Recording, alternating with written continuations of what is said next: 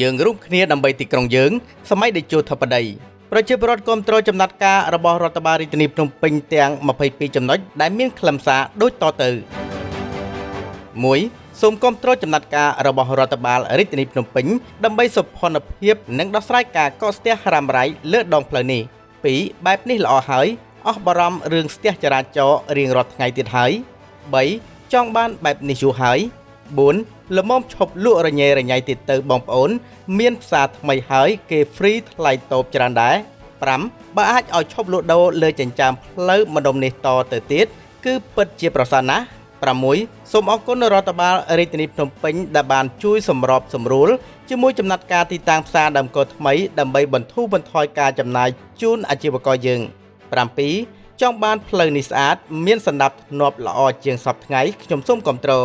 8. រាល់ថ្ងៃពិតជាពិបាកធ្វើដំណើរណាស់មិនចង់ឃើញបងប្អូនបន្តលក់ដូរអញ្ចឹងទៀតទេ 9. លក្ខខណ្ឌអនុគ្រោះសមល្មមដែរហើយឈប់លក់ដូរលើចិញ្ចើមផ្លូវទៀតទៅ 10. បើអ្នកលក់ចេញទៅទីតាំងថ្មីហើយចង់សំណូមពរឲ្យរដ្ឋបាលរាជធានីភ្នំពេញកែលម្អសុខភាពដងផ្លូវនេះឲ្យល្អប្រសើរផង 11. រាល់ថ្ងៃនេះពិតជាធុញថប់នឹងសភាពរញ៉េរញ៉ៃពេញផ្លូវនេះណាលក់គ្មានទុកផ្លូវឲ្យអ្នកដំណើរបានស្រួលទេបើរដ្ឋបាលរាជធានីភ្នំពេញបិទការលក់នេះគឺពិតជាល្អណាស់ខ្ញុំសូមគាំទ្រ 12. អ្នកលក់នៅក្បែរទីតាំងផ្សារនេះដូចជាពួកខ្ញុំគឺពិតជាសប្បាយចិត្តនិងចង់បានបែបនេះណា 13. សូមអរគុណឯកឧត្តមអភិបាលដែលបានជួយសម្របសម្រួលជាមួយម្ចាស់ផ្សារដើមកោថ្មីដើម្បីឲ្យអាជីវករទទួលបានអត្ថប្រយោជន៍ជាច្រើនបែបនេះ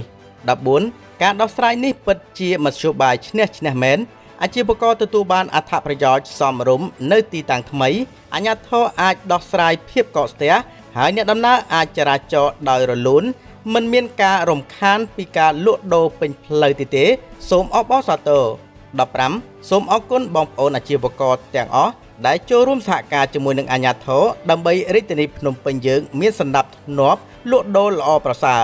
16 ឈប់ទៅបងប្អូនលក់ដូរលើចិញ្ចើមផ្លូវរំខានគេណាយើងអាចមានគ្រោះថ្នាក់ថ្ងៃណាមួយដោយសារតែអ្នកដំណើរធ្វេសប្រហែសមិនខាន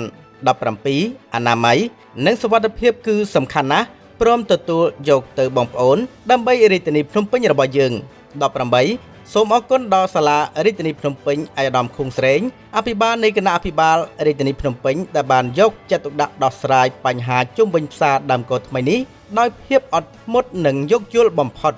19 ឈប់ទៅអ្នកលក់ដូររញ៉េរញ៉ៃរាល់ថ្ងៃនេះ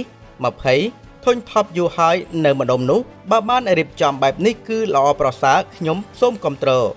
21 អាយ៉ាតែប៉ុណ្ណេះផ្លូវនេះលែងរញ៉េរញ៉ៃឈប់មានក្លិនស្អុយឆ្អេះឆ្អាបទៀតហើយនិងចំណុចទី 22 សូមឲ្យបងប្អូនចូលរួមជាមួយនឹងអាជ្ញាធរទៅដើម្បីសុវត្ថិភាពបងប្អូនក៏ដូចជាសណ្ដាប់ធ្នាប់របស់រាជធានីភ្នំពេញទាំងមូល